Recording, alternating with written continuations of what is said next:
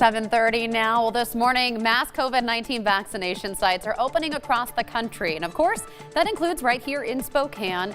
But soon it may be a reality in Idaho as well. Coming up, what Idaho state leaders have to say.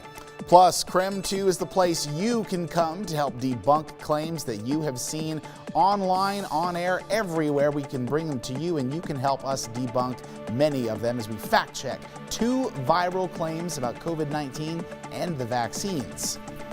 And this morning, thousands of businesses have been hit hard by the pandemic. How users on Reddit are using the stock market to try and save some of our favorites.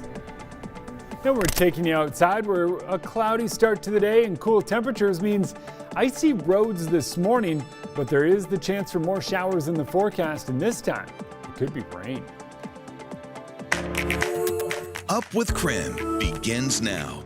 Oh, I drive the limo every day. It's my everyday car. Okay, this guy has style from head to toe, even his car here. Welcome back to Up with KREM. Amid some tension yesterday at the Spokane Arena, this man surely gave us a reason to smile. This is Marshall Peterson. He pulled up in what he calls his everyday car. Just happens to be a 1988 Lincoln limo. You know, just your normal everyday car. Marshall said that he waited for more than 4 hours yesterday for the vaccine, but said he didn't mind waiting. I mean, in a car like that, I get it. I get why he wouldn't mind. Probably very spacious and comfortable. And he said he has had it for 12 years, and he's actually driven to 48 states with it. Yeah. He can crawl in the back and take a nap. That's exactly what I was just thinking, the same thing. I have Jeremy. so many questions. I don't even know where to begin with these questions. How does he find a parking spot when he goes to the store? That's a great question. How do you parallel park that thing? Yeah. I don't know. Did you see how it was decked out Lots of room inside? to stretch. Yeah. Yeah. Oh, yeah. Tim, I can imagine that this would be something that you would enjoy if you had a chance to drive your own limo. Am I right in thinking that? Yeah, you know, you can kick back, relax, stretch out. I love it. It is too funny. So yeah, amid some of the tension, it's making us all chuckle this morning, giving people a reason to smile. Of course, we're going to continue our coverage of the COVID-19 vaccines here in Spokane and in Idaho. Tim Pham will be joining us here in just a moment, talking about how to get the vaccine in North Idaho. Also, Dana McNichol joining us this morning with more answers to the questions you've been sending in, plus Jeremy Legoo continuing to track the snowfall across in the Northwest. Now, Jeremy, we got hit in the face with the snow yesterday, and we still didn't see people slowing down, coming out to get their COVID vaccines. Anything like that today? No, not really, especially by the time everything seems to close down. What we are likely going to see is a dry day, but it is going to be slick early on this morning. Temperatures are cool as we kick things off, 31 degrees. Those temps down below freezing mean that we are seeing some of that water on the roads from yesterday refreeze. Even in places like Moses Lake or Ritzville or Pullman or Moscow, where temps are in the mid-30s, it's still cold enough that down on the ground we are seeing some slick spots and are getting reports of some sliding around.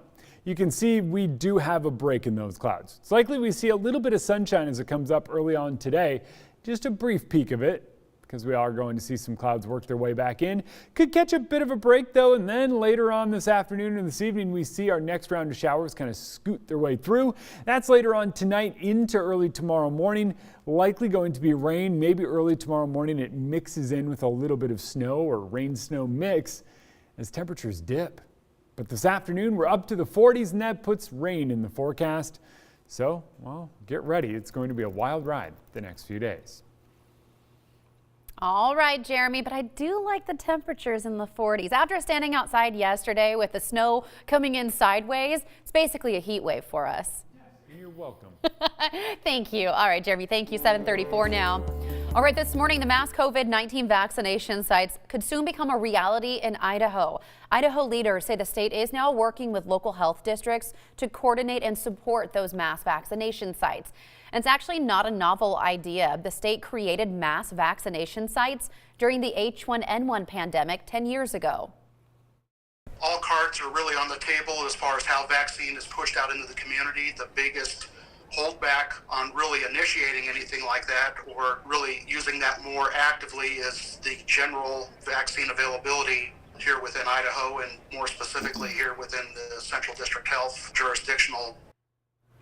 Well, right now it's unclear what sites are under consideration, specifically maybe in North Idaho. However, they are considering a few locations in Boise. Well, with all of the new information about vaccines in Washington, you might be wondering, what about Idaho? So we actually went to work for you to find out when and where you could receive the vaccine if you live in Idaho. Of course, we can tell you that you can't get it at the arena. That is limited to just Washingtonian residents. But what we've learned is that in Idaho, starting on Monday, if you're 65 years and older, you can start receiving the vaccine. So 260,000 Idahoans will become eligible for the vaccine. However, Idaho will still only receive 21,000 vaccines a week. That means if everyone who is eligible for the vaccine wants it, some may have to wait until May to finally get it. And Panhandle Health District will only have a fraction of those vaccines. The Idaho Department of Health and Wellness says they will be updating their website to make sure information is correct. But for residents who don't have access to technology, they say they're going to get help in a different way.